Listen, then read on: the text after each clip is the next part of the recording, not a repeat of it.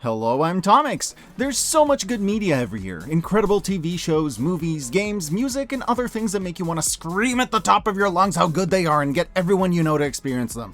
Inevitably, some of these things fly under the radar, so every year I try to make a list where I let you know about my favorite things I tried out that far too many people have missed and aren't talking about, as well as just share my thoughts about some of the more well-known things that even if you did already hear about them, they were just an interesting part of the media landscape for the year and I feel like they're worth discussing. And it's finally time to talk about 2025. Now, in July of 2026. This video's a little late, huh? To clarify, not everything on this list is strictly from 2025, some are even earlier, but 2025 is when I got around to experiencing them and I felt like they're worth mentioning. As per usual, I try to avoid spoilers about anything I mention, and I'll be giving a heads up through the video if there's anything coming up, but even if there are, I try to keep them as small and vague as possible to make sure you get the most if you decide to check these things out. The categories we'll be covering are Western animation shows and movies, anime shows, live action shows, gaming, and briefly, music.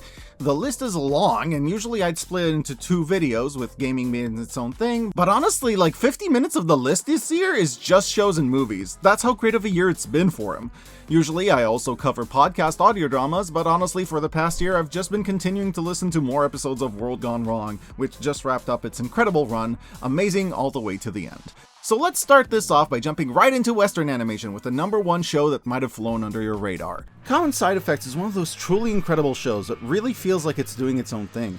It doesn't really fit a mold or any one easy-to-define genre. It's an incredible, introspective, adult animated show that you can't really compare to anything else.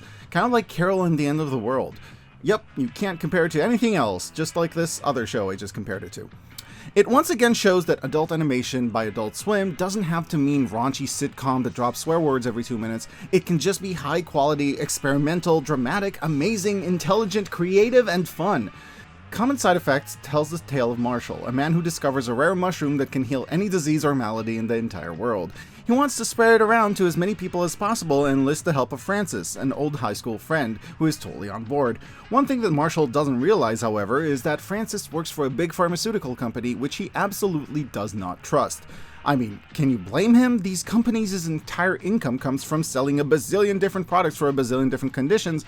Having someone with access to a product that could bring good health and well-being to everyone in the world through one thing?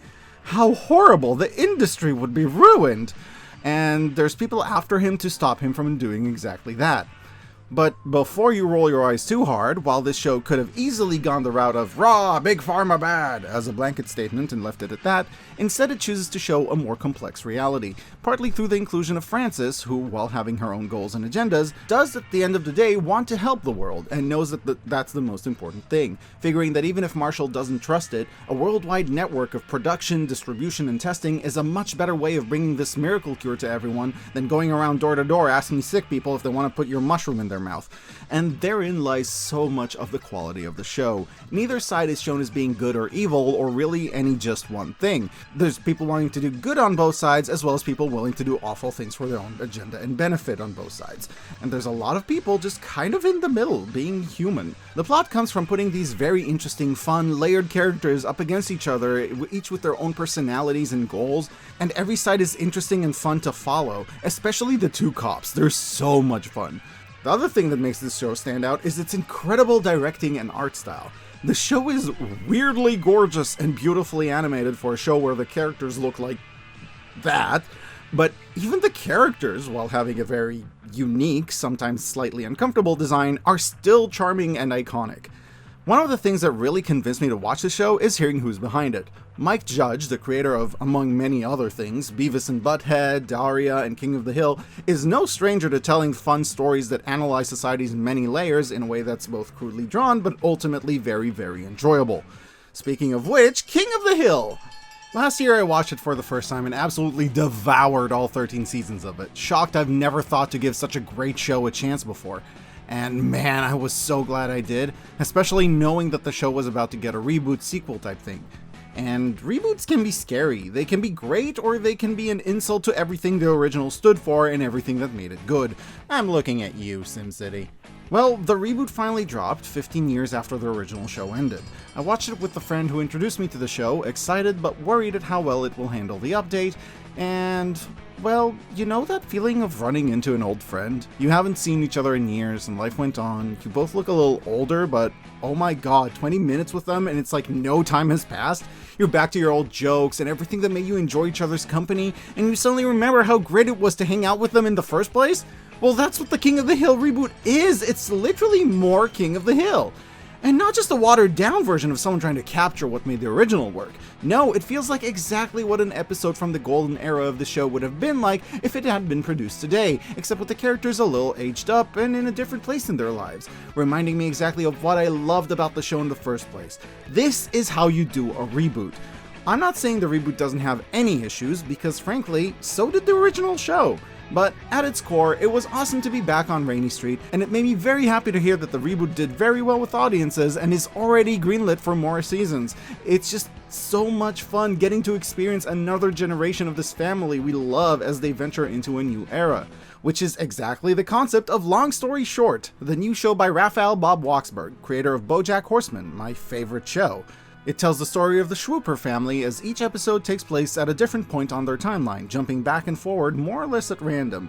I thought it was going to jump around a lot within each episode, but no, every episode usually just takes place at one point in the Schwoopers' lives, exploring their characters, the people in their lives, the milestones they reach as people, and the place that their faith has in their lives as people who are culturally Jewish but are all over the map in how religious they actually are, or how much place they even want religion to have in their lives in the first place. And let me tell you, this show is fun, but don't you even think about watching this show, Boychik. I don't mean to judge, but you're maybe not so much Jewish enough for this show. What, you want to watch it? Fine, be it for me to tell you what you can or can't watch. Why should I know anything? I'm only a cartoonist who has been recommending shows on YouTube for years, but what would I know about animation? No, Mr. Big Shot Viewer here thinks that they know enough about Jewish culture to enjoy this show. Never mind that I, an actual Jew, sometimes have to turn on subtitles and look at them like, huh, what the Gewalt are these fakakta words they're saying? No, Mr. Big Shot Viewer here thinks they can figure it out from context, or enjoy the show for its comedy and directing and all that. Fine. You come to me asking for advice, you click my video, and when I give you advice, suddenly I'm the bad guy? Okay. No, it's fine. You watch this show. Just don't come clutching to me when all the Mishugana Mishpucha shtick stoop you in the tuchas. Sorry. Not sure what came over me there. But yes, perhaps I need to talk about a different kind of story. Once upon a time, and this was a very long time ago indeed, there was a talented princess named Dana Terrace. Dana had created a brilliant and widely beloved show called The Owl House for the Disney Corporation. But Disney had put too many restrictions on the Owl House, which Dana bravely persisted through to bring her delightful show to the public. And delightful it was. But one day, the CEO of Disney had changed. The new CEO deemed that animation is for children and insisted that the show's gayness had no place on the screens of the youth. And so, Dana's beloved show had been cancelled. 2 seasons too soon. The crew had wrapped up 2 seasons worth of content in a mere 3 episodes, fantastic as they were. Sad and dejected, Dana had sworn never again to work for the likes of Disney, where everything had to be muted down, restrained, merchandisable, and straight. But alas, where was she to go? Animation studios do not grow on trees. And long before Disney, although they seemed to be the only ones getting any flack for it, every major network had rejected her, fearing her gay. It seemed that there was no place for her. But then, a young and dashing studio by the name of Glitch heard her cry and offered to take her to a land where restrictions do not apply, and she could create as her heart truly desired. Does such a place exist? Asked Dana, trembling. Why, of course, declared Glitch. And so they rode off to the land of Indy, where Dana could create a show inspired by her experiences in the land of Disney, but full of gore and gay. And so, along with 2 compatriots, whose names people don't seem to remember, even though they also worked on the Owl House and are, co-creators of the show, Knights of Guinevere was born. But, murmured the citizenry among themselves, would it simply be an edge fest? An angry takedown of Disney full of edge for edge's sake by a princess scorned? I mean, we don't really need another Gaslight District. All awaited the debut of Knights of Guinevere. And when it came, it was clear. This show slaps!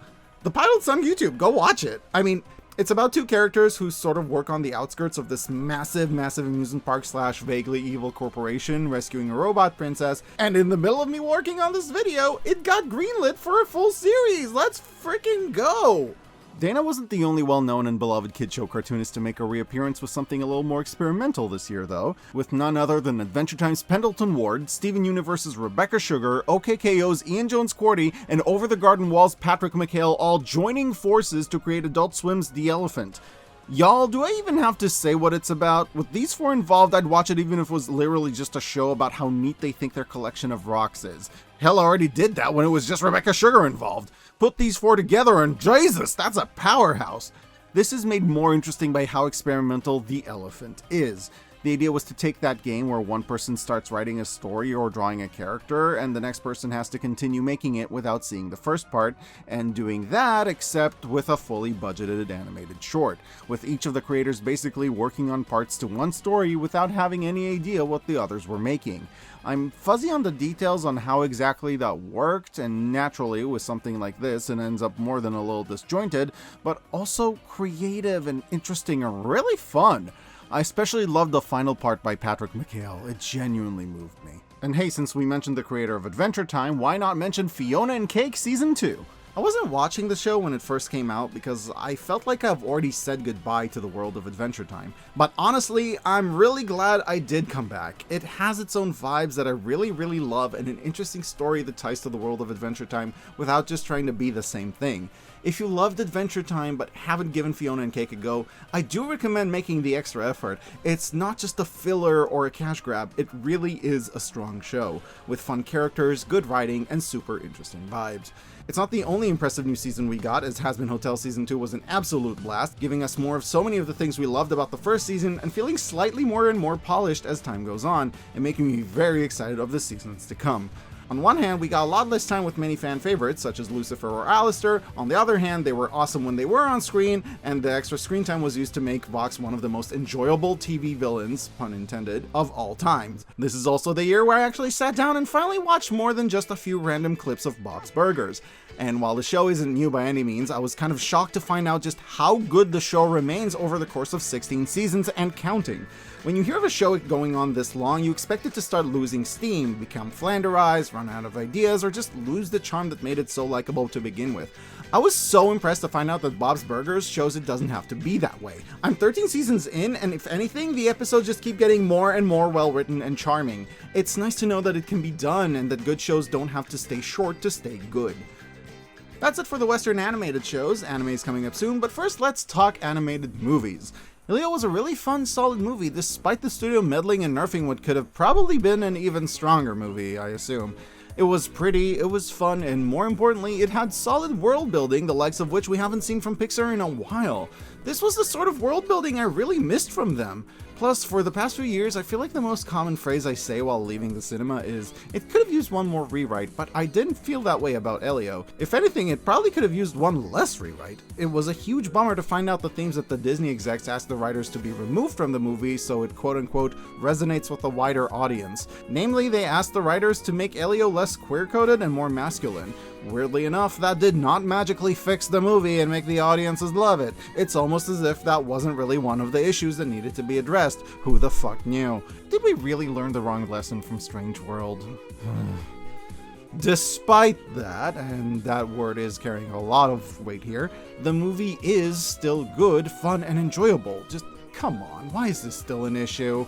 I mean, it seems like every month we have a new Disney's first canonically gay character anyway.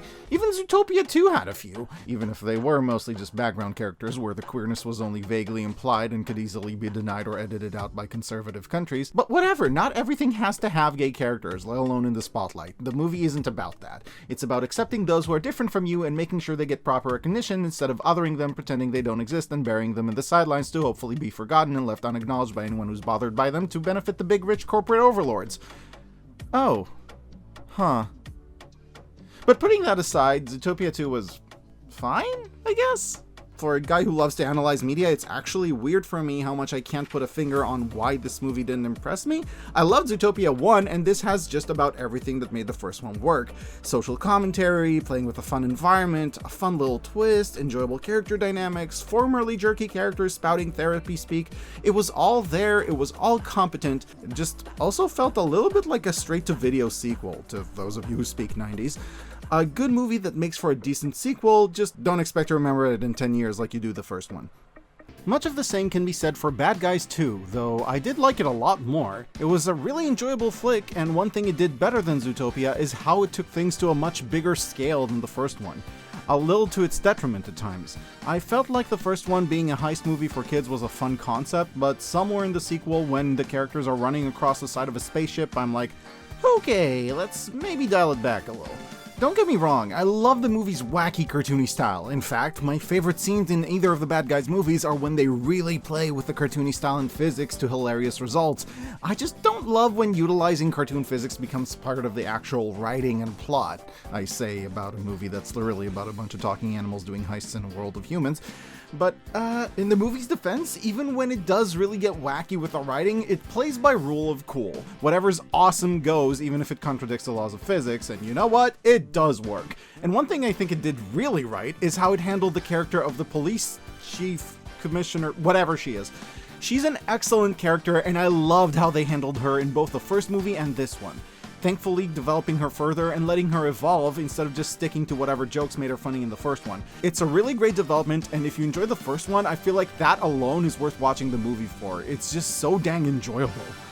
And yeah, that's all the animated movies from this year that I want to talk about.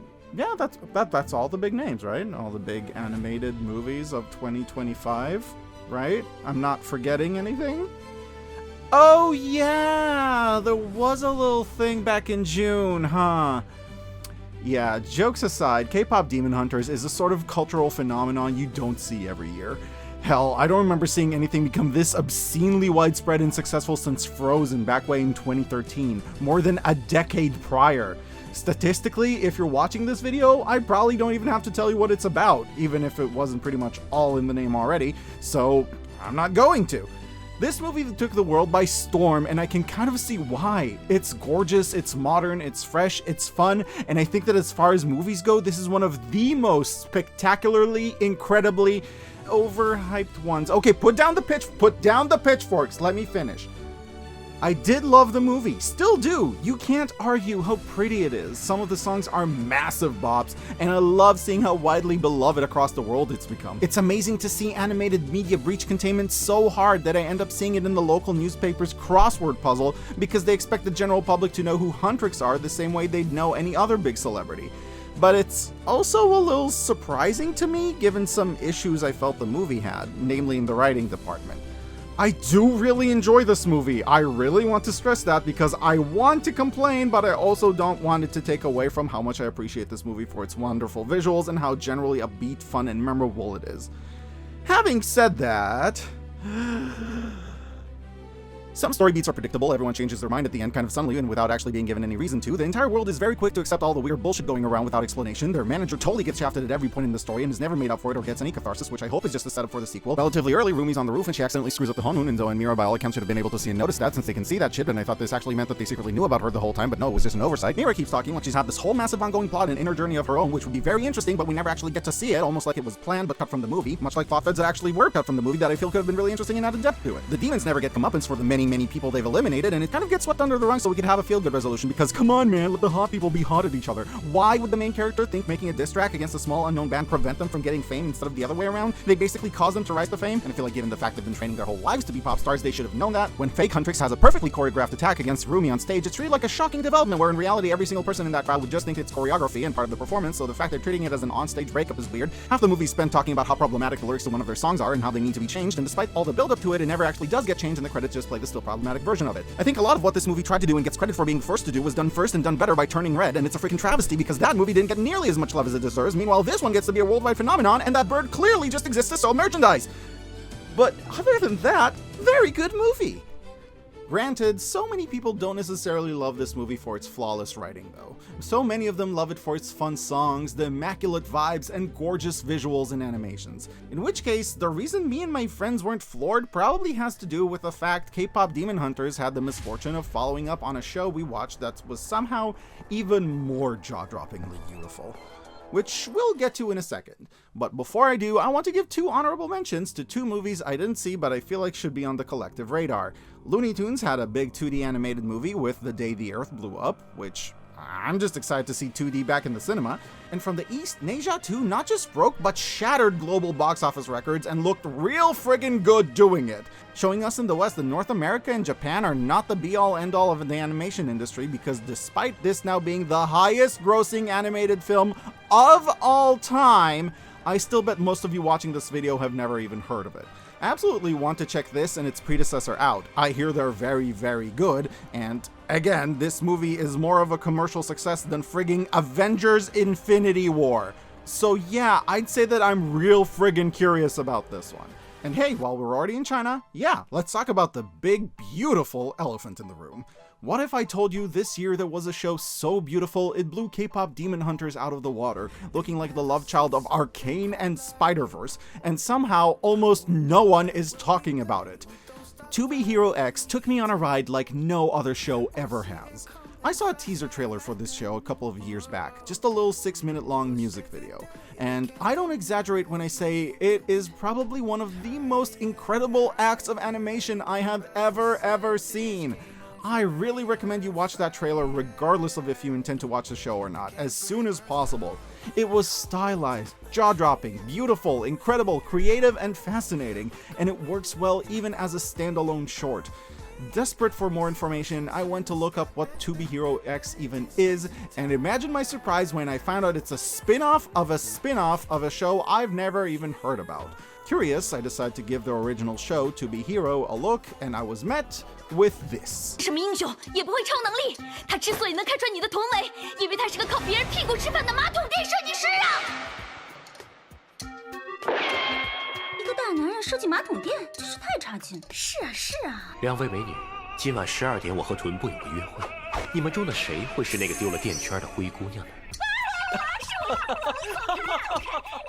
What the fuck? How did we get from 这么 this 幼稚，掉进马桶里这种小孩子的想法，怎么可能会出现在这样严谨的剧情里呢？ to this?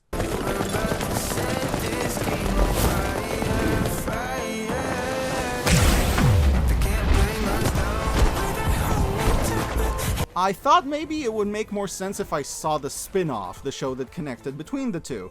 I was met with a beautiful, realistic show taking place in China, with all the characters speaking Chinese, with a laid-back, beautiful slice-of-life atmosphere.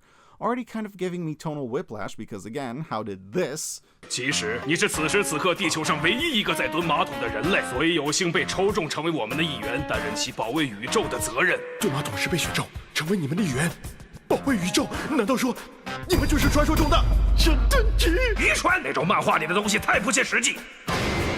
我们可是实实在在工商登记过的组织。Turn to this. 小叶，你已经长大了，所以考什么大学，相信你能自己做出最好的选择。什么是最好？去年金融类和财会专业就业收入最高。什么是最高？ And that tonal whiplash was made worse when halfway through the episode the main character gets transported to another world, everything switches style to look more like an anime, and everyone starts speaking Japanese all of a sudden, and there's a totally fucked up magic power system that involves creepy talking babies that take off their diapers to gain superpowers? Huh? I lasted half an episode before it got so crazy and so creepy, I noped the hell out. Really, it was weird and uncomfortable. And somehow this is connected to this? What is happening? What is any of this? Huh? So, obviously, I did not know what to expect out of this new show, and given it would still be a year and a half before I get to see it, I'd remain very curious for a very long time. But it finally came out, and To Be Hero X tells the story of a world where superheroes gain their power simply from people believing in them. If people believe you can do something, you can. Our hero, Lin Ling, no, not that one, an employee at a PR company, is one day unfortunate enough to see a widely beloved superhero commit demonetization. Shocked, he is roped into taking his place, because if people believe it's him, then for all intents and purposes, it is him. And so he starts his journey as a superhero and enters a world of who cares? Oh my god, who cares? Look at this show. Look at this. Look at this city. Look at these style changes. Look at this everything. Yes, there's a story. It's fine. It's interesting. There's like, I don't know, characters or something. Who cares? Look at this. This is straight up the most beautiful show I have ever seen in the history of ever. What the fuck? And honestly, I haven't finished the first season. Not due to lack of interesting. It's a good show on top of it all. And thankfully not cringe as far as I can tell. I do want to continue with it, but honestly, even if I never get around to it, I'm so glad I watched even just the first few episodes, because holy guacamole, you can absolutely see what took the show so friggin' long to get made. And this was just the first show I saw in 2025. How the heck do you follow animation this friggin' incredible? I'll tell you how, by throwing yourself right into it. Zenshu tells the story of Natsuko, an animator who, while working on her big debut movie, eats some bad clams and gets thrown into the world of her favorite cult classic movie, A Tale of Perishing.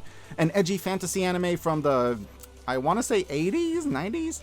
With dragons and magic and a really bad box office, because honestly it was kind of depressing and weird and nobody but her liked it. So it failed, but that didn't stop her from loving it so much that it made her want to become an animator. Now, there she is, in that world, just like in all those isekais she watched. Just in time to see all her favorite characters get murdered. Except right when things look dire, Natsuko unlocks her special magical ability, the power to animate! Her friggin' animation desk appears in front of her, and anything she draws comes to life. And so, with the power of unlicensed rebooting, Natsuko goes, "Fuck you!" undarkens your 80s cult classic, and fanfics her way to saving the day.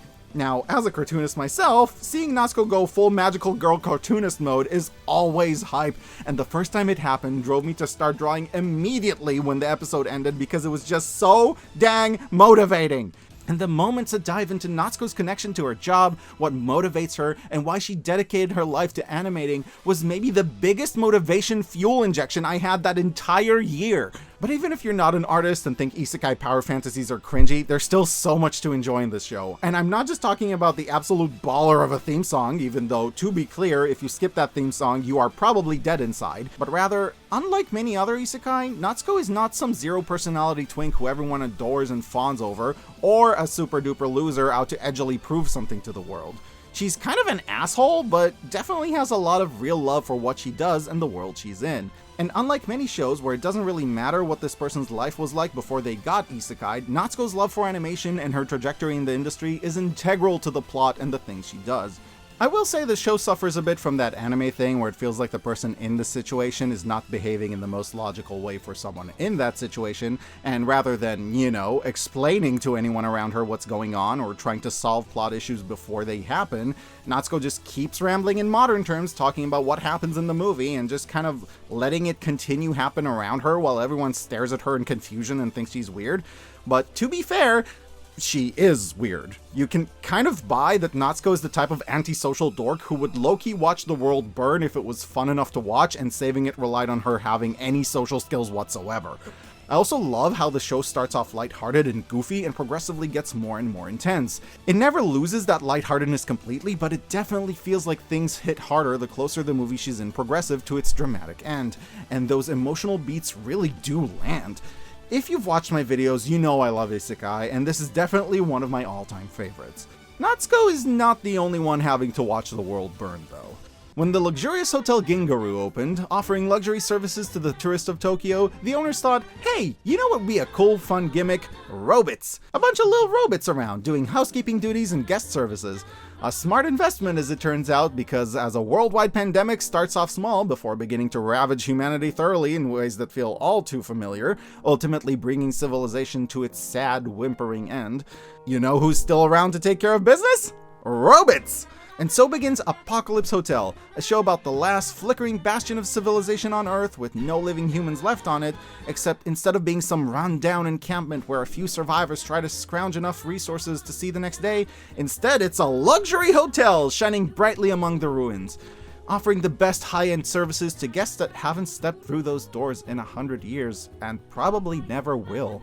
But hey, just because all the humans are dead doesn't mean we get to let our standards slip. There's beds to make, meals to prep, and if you have 500 years to lean, you have 500 years to clean. The robots are robots! It's not their job to think about whether a dead world needs a luxury hotel. Their job is to make sure every room has a shampoo hat, and they will jump through whatever hoops they need to make sure it does. Even if there's no one alive to wear it, no one alive to make another one if it needs replacing, no one alive to need shampoo, or no one alive.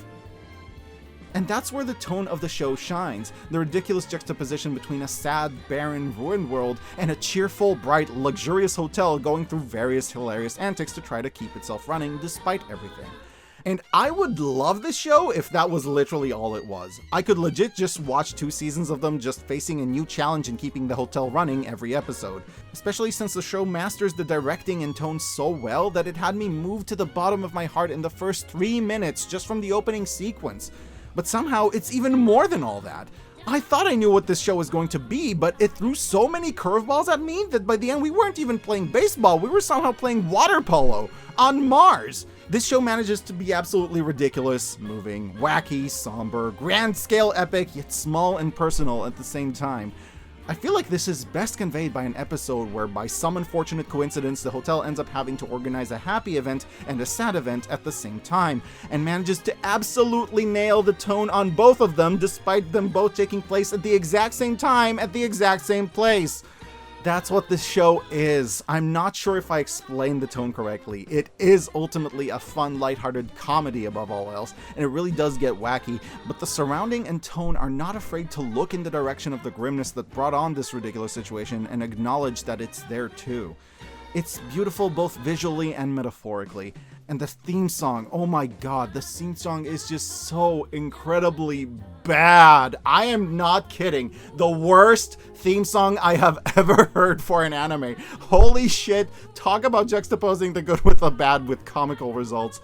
The singer is so off-key that at first I thought they were doing a bit. They weren't. I even went to look at it on YouTube to see if anyone else is saying anything about it. They weren't. They all just talk about what a beautiful song it is. I mean, okay, the music is still a bop, and it's nice that the main actress, who I want to stress is a very good actress, is the one actually singing the theme, but wow, if there was ever a case for auto-tune or just getting someone else to do it. I listened to it every single time because I was just so incredibly amused by it, but the friend I was watching it with always muted it. I also never really got the logic behind the weird little achievements the main character unlocks, but they were always amusing, and at the end of the day, that's Apocalypse Hotel for you. The bad parts just make the good parts shine all the more meaningful. Which you could argue is a decent segue into our next anime, which also marries the sad with the fantastic. The Summer Hikaru Died is a very good, very interesting story. Most notably because it's a horror anime that's also a romance anime? A genre mix I've never seen before. And the fact that it's queer adds some bonus points in my book. Now, don't get me wrong, I'm sure there's stories out there that are all of those things. No, Twilight doesn't count. But I can't personally think of one. I've seen romance stories with horror themes. I've seen horror movies that had couples in them. I don't think I've ever seen a true terrifying horror story that gives so much room in itself for the sweet romantic things as well as the terrifying bits, sometimes even making them one and the same. But I get ahead of myself. The Summer Hikaru Died starts off with Hikaru, well, dying on a mountainside. Smash cut to 6 months later, and he's fine, chatting with friends, eating ice cream, except after everyone leaves, his best friend Yoshiki turns to him and says, "You're not really Hikaru, are you?" To which Hikaru answers, "How did you know?" From there on, Yoshiki has to learn what this thing is that looks like Hikaru, talks like Hikaru, and has unspoken romantic tension like Hikaru, but is not, in fact, a duck. There is some clearly messed up body snatching shit going on here, but Yoshiki just isn't ready to fully accept it, even when the truth is staring him in the face, because that would mean acknowledging that his best friend since he was a child, who is, for all intents and purposes, still walking around and doing living people shit, is dead, and has been for a while now. and nobody but him knows or would believe him since he's literally standing right there, which honestly makes it all the more tempting to just roll with it. It is so fucked up and so deliciously interesting, especially considering that it's not always clear what the deal is with this thing that took over Hikaru's body, and at any point he seems just as likely to start lovingly caressing his neck as he is to snap it in half, making for a very interesting dynamic between the two. And I mean, you could argue that calling the show a romance might be a stretch, given that in all the episodes I've seen there isn't even so much as a kiss, but the vibes are there. And the story, as well as the masterful directing, switches things around so the sweeter, happier, and more adorable a moment is, the more it triggers a feeling of abject existential horror in the pit of your stomach. And moments that are objectively something completely screwed up happening in the most terrifying way can feel like a completely different kind of screwing. And you know what? On top of the character interactions, it's a good story, with good world building, mysteries you want to find out the answers to, hard-hitting questions raised, interesting characters, including side characters who get fleshed out enough to be interesting on their own. And while I don't watch a lot of horror, I did enjoy just how much the parts that were supposed to give me a knot in my stomach absolutely did, without relying on cheap jump scares, with the art, movement, and atmosphere all working together in beautiful sync.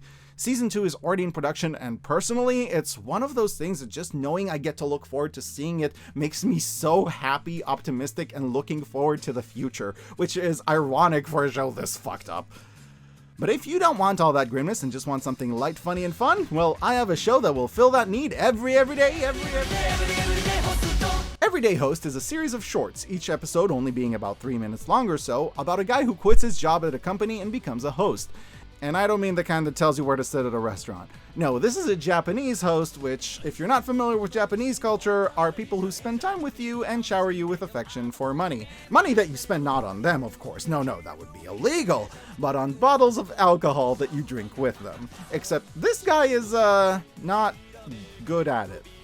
I started watching the show thinking, so what if we're in high school host club, but they're all middle-aged men?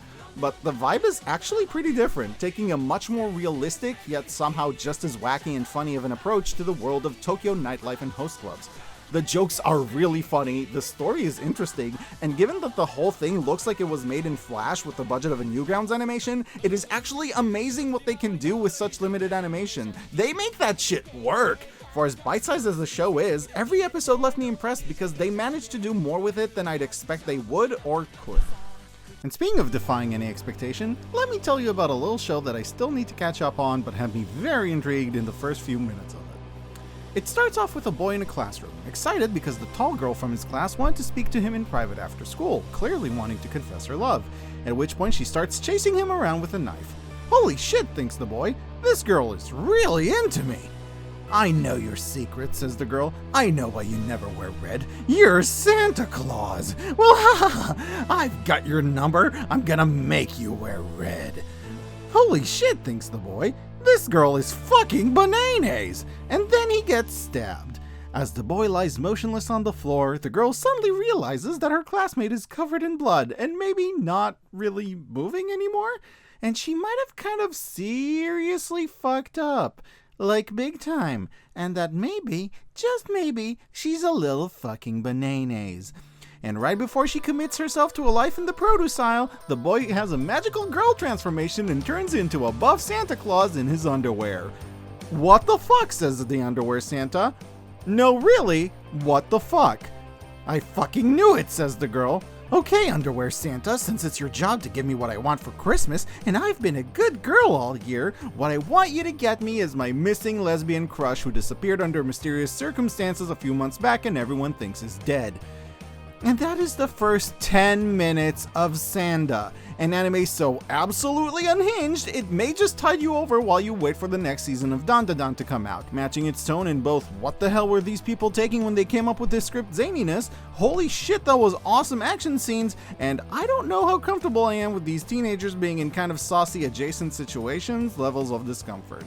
I will say though that while I'm only a few episodes in and I'm not sure what happens down the line, I haven't seen the show get too bad in that particular regard just yet, and I have issued it a warning to get its act together or I will be dropping it, but like I said, for now it's still fine, and I really enjoy just how absolutely bonkers it is, while still providing a coherent plot, fun characters, and badass animation. It's not easy to make something this completely off-the-wall unhinged, yet still tied together into a coherent plot in a world you can follow, but Sanda pulls it off. And damn, dude, this really do be Dandadan. And honestly, with all the shows we've spoken about, I think it's clear why this was an amazing year for anime. Any other year, and most of these shows would have probably been my favorite, the shining star among the crowd.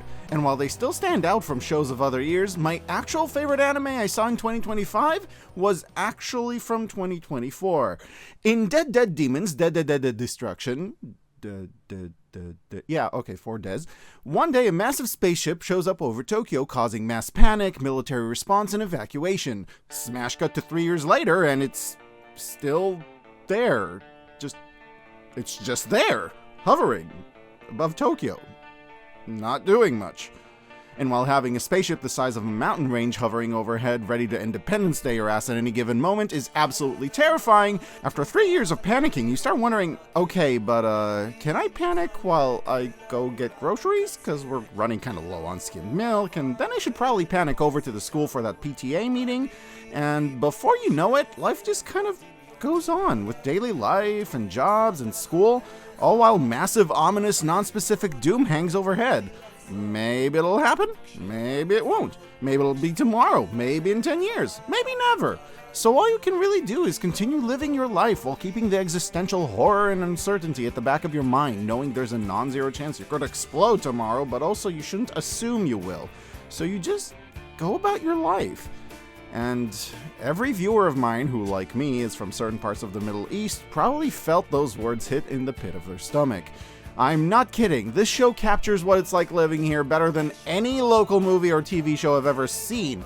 So much so that I would often have to pause it just to process how hard-hitting, terrifying, or familiar it was. It felt like an incredibly nuanced representation of life here. All this from an anime about 5 Japanese schoolgirls and a UFO in what is, I am not kidding, a hyper-realistic parody of Doraemon. What the fuck? There were points where the show felt so incredibly specific that I had to pause, not just because I needed to process everything that just happened, but also to look up what the creator's connection to the Middle East was, and what do you mean they don't have any? How the hell is this show so incredibly specifically accurate to life here? You are lying to me, Google. You have got to be lying. This cannot be a coincidence. But okay, let's say you're not from the Middle East, nor do the nuances of complicated modern geopolitics sound like a rollicking good time to you cartoon-wise. A terribly hot take, but you know what? I'll roll with it. Dead Demons, Dededede Destruction, yes, I will say the full name every time, is still one of the best animes I have ever seen. Much like pretty much every other show I mentioned today, it shines brightest at putting opposites against each other. It's a slice of life with extremely lovable, unique characters and very fun characterizations like no other characters I've seen before, and so many good nuances, but it also deals with things that affect the fate of the whole entire world. There's lots of dramatic, harsh, or heavy scenes, and there's Azalea scenes that are hilarious, silly, whimsical, and fun. There's some of the best, most beautiful art I've ever seen in any anime ever, and then there's the fact that they keep drawing tears and snot on the main characters for some reason. The show's best feature is its characters, the show's best feature is its setting, the show's best feature is its world building, the show's best feature is its gorgeous art, the show's best feature is whatever it's doing at that particular moment, because that show is hands down one of the best, if not the best anime I've ever seen. If you want a show that'll make you both laugh and cry, feel jaw-dropping awe and stomach-churning dread, I cannot recommend this show enough. The ending theme is one of the best songs I have ever heard in any show ever, with levels of badassery so insane that it's wild to me that I know it from the closing credits of an animated show and not from world fame. Yet I totally get why it was used in the credit song, because it perfectly seals up the show's vibes. The character design is so creative and outlandish. It takes inspiration from Western cartoons or comedy manga and how it designs characters, but keeps the overall beautifully polished, detailed look that anime has. And as if that wasn't enough, the show does the impossible, the one thing no anime has ever fucking done.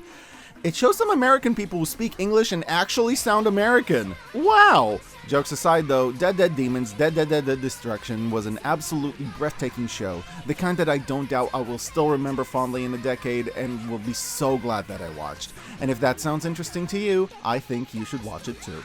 Now Enough about Dead Demons Dead Destruction though, too many Ds. Anyway, let's discuss Dandadan. Dandadan Season 2 came out and was every bit as bombastic and wacky as the first one, but it is a bit of a whiplash given that we only had to wait 6 months for Season 2 to come out, meanwhile Season 3 is only coming out in 2027. Well, at least that bummer lets you know how good it was and will hopefully continue to be. Let's move on to live action. I finally got around to watching Silo, which I mentioned last year, and you know what? It really is very good and I recommend it. I'll keep it brief since I already talked about it in last year's list. There was some kind of apocalypse, there's like a massive 100-story bunker underground that's basically an inverted skyscraper, when someone finds evidence that the world outside isn't actually as apocalyptic as it seems, suggesting there's some kind of cover-up going on. I'm not typically a big fan of this sort of plot, the ooh, one person out to reveal a conspiracy thing, but Silo keeps it really interesting by having really interesting characters, world building, and throwing writing curveballs at you such as minor spoiler, giving you time to pause, giving you a fake out about who the main character of the show is even going to be, and it turns out that it's actually about someone who doesn't know or care about the conspiracy, but is just kind of caught up in all the machinations anyway, while they're really just trying to do their own thing. The world building is super interesting, literally. I don't just mean that it's interesting to see how the Silo society and machinations run, although it definitely is. The show is apparently filmed on a huge physical set rather than just be fully green screened, and you can really fucking feel it. If you're a chronic multitasker like me, I found it to be a great second screen show. I'd have it on one screen while I worked on stuff in the other. It's interesting enough to keep you invested, but you can pick up enough on what's going on just from hearing it and just taking occasional short glances at the screen, though the sets are gorgeous, so it really does benefit you to look at them once in a while. Between Silo and Severance, which got Season 2 this year by the way, and it was fucking awesome, someone give Tremel Tillman an Emmy please. Oh, they did? Okay, good. It really felt like Apple TV was finding its niche with producing elaborate, unusual, interesting sci-fi shows, and this was cemented with my favorite live-action anything of 2025, Pluribus. Statistically, you've already heard about it, seeing as it became Apple TV's most watched show, somehow surpassing even Severance. But I love Pluribus, so I'm gonna talk about it anyway. Pluribus is another show in my favorite genre of stories, realistic people reacting realistically to reality taking a surreal twist. It follows romance novelist Carol Sturka when one day the entire world except her collapses and wakes up as a hive mind, basically talking and acting as one entity, sharing the knowledge and memories of the entire human race. "This is great," says the hive mind. "You should join us," says the hive mind. "Go fuck yourself," says Carol. So, we've seen hive mind plots before. This is basically that one episode of Futurama, right? With a bit of that one episode of Rick and Morty thrown in for good measure. But you don't have to invent the concept of cakes to bake a really freaking good one, and man, Pluribus is a good freaking cake. First of all, Carol as a main character is interesting and has, character. She's kind of a jackass, but she's our jackass. And frankly, you probably would be too if you were going through everything she was going through. It's interesting seeing her character develop and get tested through the plot, what things about herself and her previous life she holds on to, and what things about herself are changed over time by the situation she finds herself hurtling through. Second, despite Loki hating everything, Carol still feels the need to interact with others and relies on society, except everyone but her is now whatever this thing is, and she does not want to interact with it. This ends up with an honestly hilarious dynamic at times. Third, Carol has seen movies, she has read books, she knows what tropes to expect from this sort of thing and prepares or reacts accordingly, letting us bypass a ton of overdone plot points to get right to the good bits. However, she's also a reasonable, logical person, so she actually asks questions or reacts to situations in ways that make practical sense for a person to do, at least once she feels emotionally ready to do so, and not just doing whatever will drive the plot forward with no sense of internal logic like so many other shows. Hell, there's a gag I really like in the show where there's a few phone conversations that could have easily been cut shorter to move the show further along, but they didn't because grounding those moments in reality did more to establish the situation and its absurd vibes than moving along to the next plot beat would have done. Fourth, the writing is pitch perfect, really appreciating how surreal, ridiculous, and terrifying a situation like this can be, especially as we find out more about the hive mind and how they actually seem to be really sweet and considerate as far as horrors beyond comprehension go. This, again, makes for a really interesting dynamic between Carol and the rest of the world, leading to a plot arc spanning a few episodes that was just so fucking funny as a concept that I could not stop laughing at it. This show is also great at doing that thing I love where a moment is both deep and tragic and yet hilariously absurd at the same time. For example, minor spoilers, there's a moment where Carol gets to talk with a few other people who, like her, aren't controlled by the hive mind, and ironically, getting to talk to a large group of people with different personalities who aren't being controlled is what makes her feel more alone and isolated than she's felt when she thought she's literally the last free-minded person on the planet. That sort of thing is both heartbreaking and hilariously ironic, and I love me a show that can do both. And I love that the show is clever enough that this remains subtext. They never point out the clever dynamics they create, they just kind of let them be clever. Much like Severance or the other man versus existential horror being show I mentioned on the list, Pluribus is a master of making moments that are truly deeply horrifying for the character but are absolutely hilarious for the audience, and moments of ridiculousness that feel heart-wrenching. Fifth is kind of a personal thing. Carol is an author, and I like seeing the role that plays in her life. There is a moment early in the show where Carol needs to write on a whiteboard only to suddenly be reminded she was using that whiteboard to brainstorm for her next book, the one that she was working on when the apocalypse happened. And even though Carol says nothing, she pauses for a few seconds, looking at it all, and as a fellow author, that moment hit like a ton of bricks. Remembering what you were doing before everything went insane, realizing the meaning of everything you've worked on was just turned on its head, wondering if there's any point working on a book that is important to you and you've already put so much work into, but that has now been rendered insignificant because nobody but you will ever read it. Is it worth writing anymore? Why is she really writing? For a living? For herself? For her audience? What role do these things play in her motivation to actually sit down and go through that effort of writing? Carol doesn't voice any of this. This is all conveyed through her taking a few seconds to look at a board before deciding if she's going to erase everything or use something else to write on. And those few silent seconds hit me harder than many of the script's best written lines. Pluribus is a fantastic show. I can't wait for the next season. And if I had a nickel for every phenomenal show about a woman named Carol facing an apocalypse, I'd have 2 nickels, which isn't a lot, but it's awesome that it happened twice. You still haven't watched Carol and the End of the World, have you? No, of course you haven't. If you had, you'd be thanking me. Go watch it already. And then watch Pluribus. That's it for shows and movies, so let's move on to games. Now, I'll be upfront with you. Most of the games I enjoyed this year are beyond niche. While other people were playing through Silksong, Hades 2, or enjoying the new Deltarune chapters, all of which I hear are amazing and you should check out, I was never big on narrative games or battle games and tend to stick to build and management games or weird little niche titles that are so specific that I feel only one person watching this video might be interested to try them. His name is Elad. Hi, Elad! Having said that, there is one big exception, with my favorite game of the year being a well-known narrative-heavy game with battles that somehow, despite all odds, I adored. But before we get to it, let's give the small niche ones a mention. Here's some timestamps in case weird niche games or city builders are less your cup of tea, because Lord knows it's my cup of tea and I'm about to drink a bunch of it. Also, calm down, I'm catching up on Deltarune, okay? It's just taking some time. The first game I enjoyed this year was Check-In, a game that's somewhere between business management and, I guess Tetris, in a sense, where you have to build and manage a hotel and make enough money to keep expanding and keep up with demand as it increases, or you lose, with different hotel amenities and different rooms coming in at different shapes, making for a challenge in the construction department. I kinda love this game. Despite definitely having puzzle aspects, it still feels like a business sim, and one with a nice variety of challenge to it. You could get through the campaign pretty easily, but if you want to do it well without disappointing any customers, that's gonna be really challenging. I finished the game and I'd love to see more of it.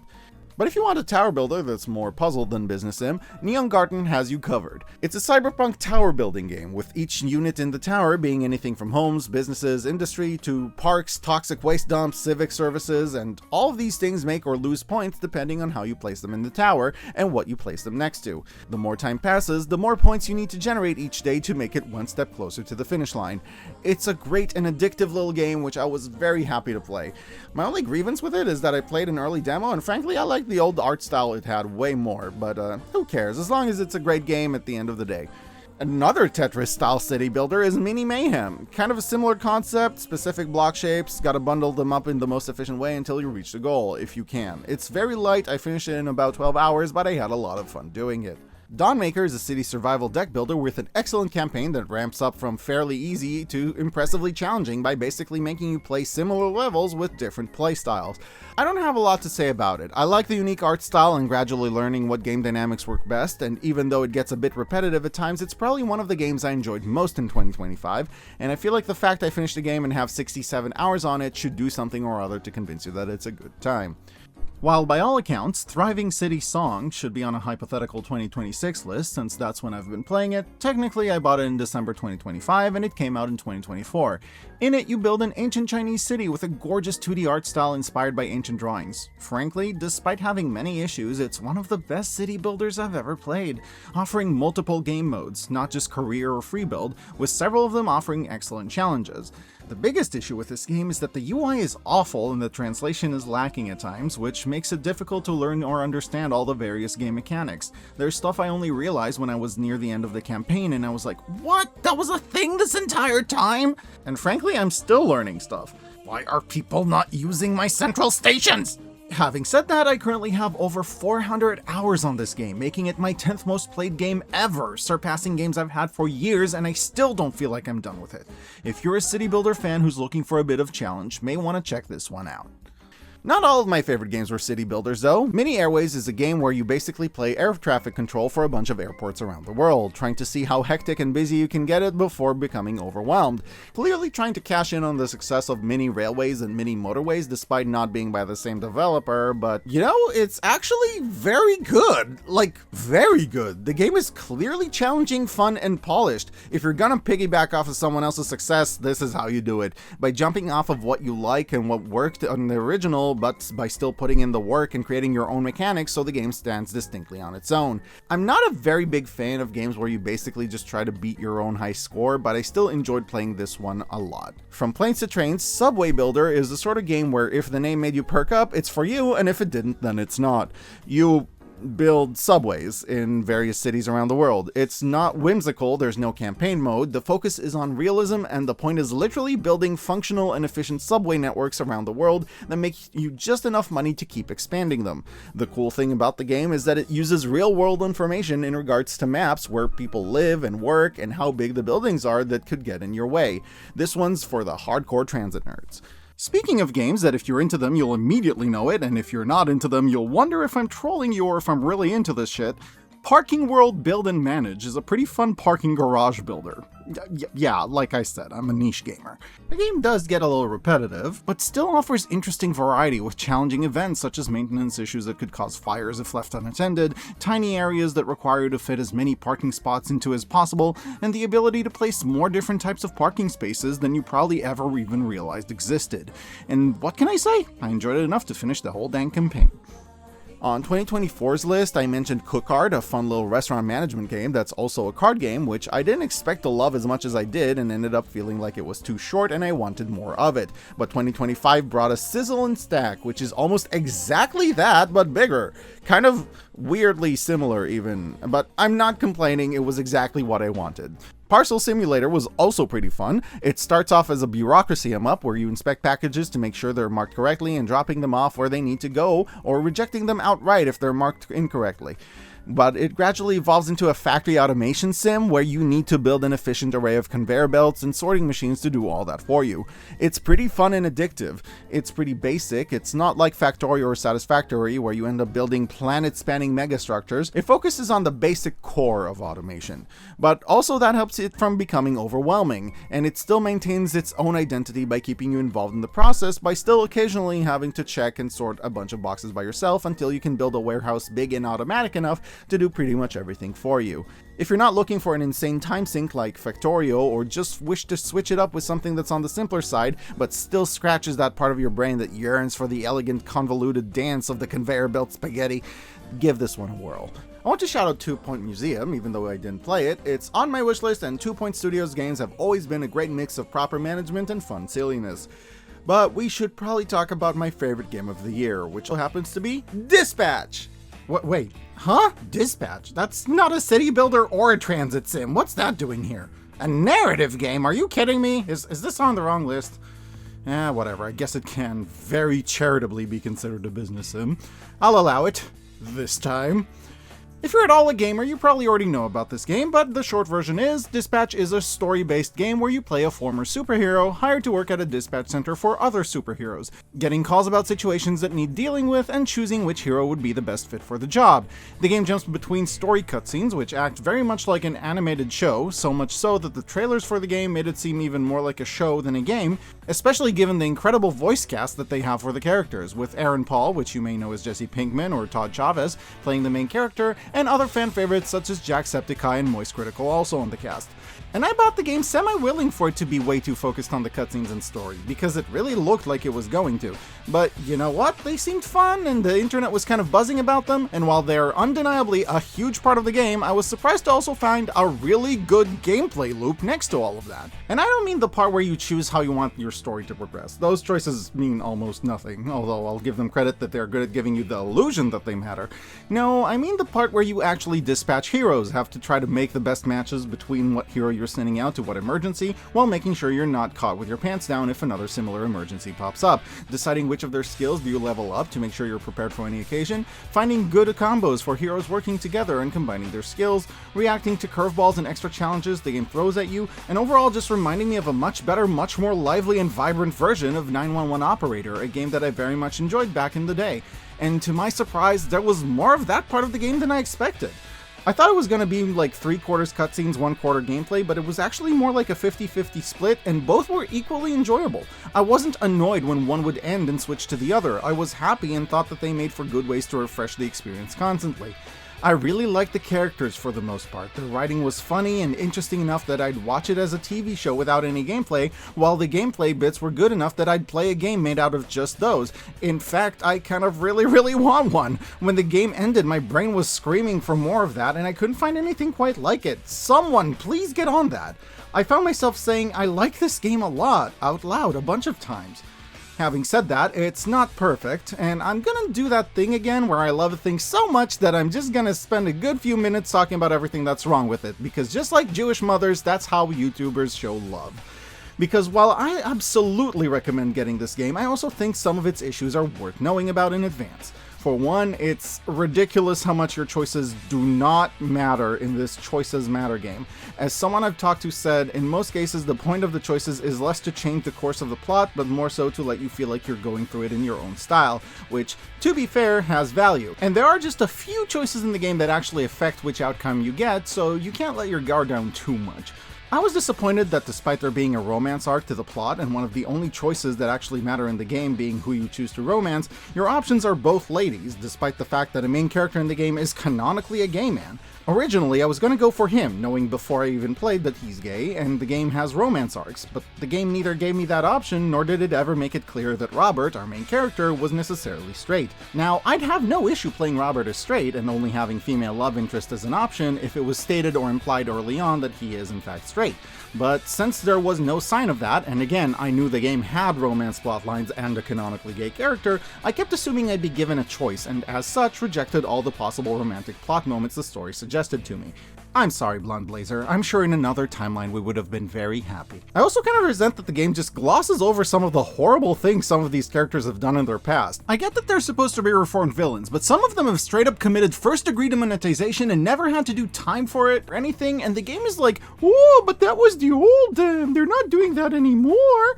Bro, tell that to the families of those people. Don't give me that. One of them doesn't even show remorse. She's literally just doing this for a paycheck and admits she's ready to go back to a life of crime whenever.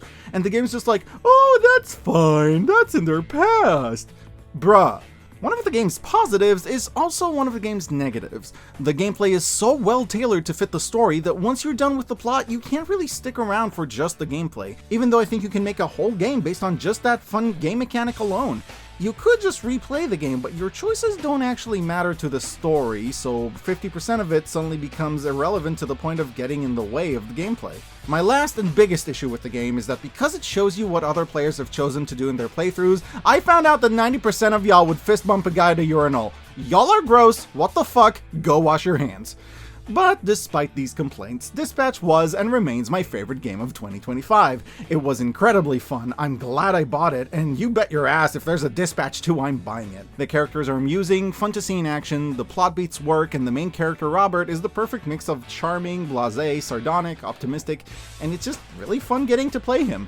It works well as a show, but it's also a good game, and I admire it for being able to do both of these things right. Honorable mentions of games that sound fun but I haven't played include Monster Prom 4, MonsterCon, and Date Everything, 2 comedy dating sims, the former being a new installation in the hilarious, wonderful, and vibrant Monster Prom series that is always an absolute delight, and the latter being a game where you can literally click on any item in a house and try to flirt with it. Have you ever wanted to romance a pile of dirty laundry? Now you can! Another game I kind of wanted to play but just never found myself in the right mindset for is The Alters, a sort of narrative-based colony builder where you clone yourself from other realities where you made other choices for them to use their skills to help you while also progressing a story that's based on your interactions with these people. This game looks like a blast and the reviews have been raving. I do intend to get around to playing it at some point. In music, 2025 for me is the year of 2 big things, the first being BBNO Money, who makes fun hip-hop songs with badass beats and melodies, incredible nerdy cosplay, and looks damn good doing it. I just wish his lyrics were nerdy too, instead of being all about how all the bitches be wanting his massive But what can I say, his music is still so much fun, and he supports digital artists by commissioning them constantly to make animations for his videos and social media, so the guy is still a total badass in my book. I especially love the remix someone did to his song Check with Hatsune Miku, which, did I mention I kinda got into Vocaloids in the past year or two? If you're not familiar, Vocaloids and Synthvies are basically special programs where people sat down and recorded themselves singing a million different syllables a million different ways for the purpose of having people be able to build songs out of their voice the same way they might play a musical instrument. The most famous one being Miku, but I gotta say 2025 was an incredible year for songs created using the voices and character of Teto. And even if you're not a big fan of Vocaloid, I would still recommend trying out listening to Doomer or Birdbrain. Both of them are basically tied for my Song of the Year, though I'll admit monitoring is putting up a fight, and all of which have really good clips. My Snack of the Year was Applets and Kotlets, something like Turkish Delight made out of apples and apricots that my friend Sparky sent me from Washington, except unlike Turkish Delight, it's 1, vegan, and 2, actually tasty. Whew, I just pissed some people off. But seriously, applets and kotlets are friggin' delicious and very, very unique. You should try them if you get the chance. That does it for the best of 2025. 2026 is already well underway with its own set of incredible media, so just remember there's always something to look forward to. The reason this video is so late is that I actually almost didn't make this one. I didn't know if anyone watches them anymore, besides the few friends I already watched all of these shows and movies with, so I just figured I'd spend my time working on other things. It was actually a YouTube comment that encouraged me to actually sit down and make this video after all. They really do mean a lot to me, not because of the algorithm, I just genuinely like knowing you cared enough to want to hear my recommendations, or enjoyed the way I presented them, or that you tried something I recommended and loved it. If that happens, please let me know. I can't wait to see what more 2026 has in store for us. There's been a lot of great stuff already. I'm so excited. Remember, whatever your next favorite show, movie, or game are, the experience of getting to experience them for the very first time is still ahead of you, which is one of the most exciting things I can think of. Until next time, I've been Tomix, I currently am Tomix, and will hopefully continue to be Tomix, and I will see you in the next video. Goodbye!